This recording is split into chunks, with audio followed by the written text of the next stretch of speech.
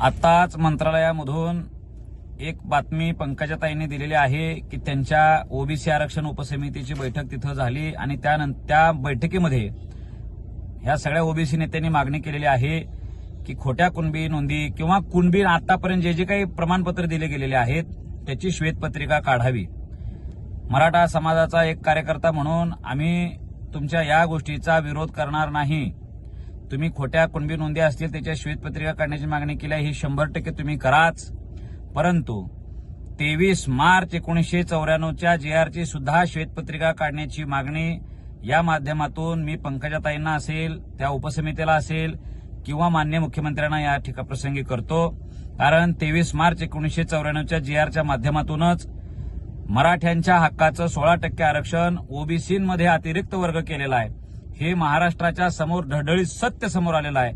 त्यानंतर जे आरक्षण खाल्लं गेलेलं आहे त्याही आरक्षणाची श्वेतपत्रिका काढावी। तो JR कोणत्या आयोगाच्या आधारे काढला गेला, त्यासाठी कुठल्या गोष्टींचा आधार घेतला गेला, ह्या गोष्टी महाराष्ट्राच्या समोर येणं गरजेचं आहे। सन्माननीय पंकजा मुंडेंनी त्याही संदर्भानं निवेदन करावं। 23 मार्च 1994चा JR हा कशा पद्धतीनं अन्यायकारक पद्धतीने राबवला, मराठ्यांचा हक्क कशा पद्धतीने हिरावला गेलेला आहे हे त्यातनं येणार आहे। म्हणून माननीय मुख्यमंत्र्यांना माझी पुन्हा एकदा विनंती आहे की 23 मार्च 1994ची श्वेतपत्रिका काढा। दुसरी गोष्ट त्या म्हणाल्या की मराठा समाज हा राजकीयदृष्ट्या पुढारलेला आहे, असं त्यांचं म्हणण्याचा अर्थ आहे।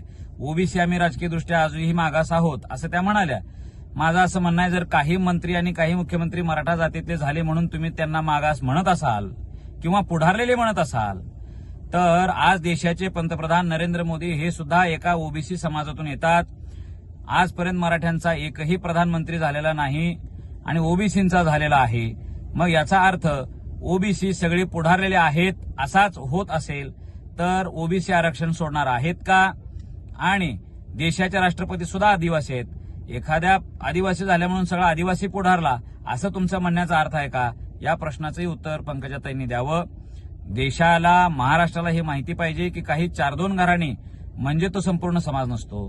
मराठा समाज हा 90-95% गरीब आहे, त्यातले काही प्रस्थापित असतीलही आणि ओबीसी मध्ये तुम्ही सुद्धा प्रस्थापित आहात। मुंडे घराणं प्रस्थापितच आहे, सावे घराणं प्रस्थापितच आहे, भुजबळ घराणे प्रस्थापितच आहे। तुमच्याकडे काही संपत्ती कमी नाही।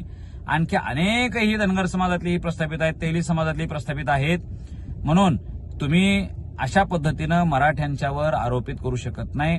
मराठा समाजाचा हक्क हा संविधानानुसार मिळणार आहे, ते संविधान आम्हाला अलाव करणार आहे आणि आम्ही त्या पद्धतीनं लढणार आणि आमचा हक्काचं ओबीसी मधलं आरक्षण आम्ही मिळवणार।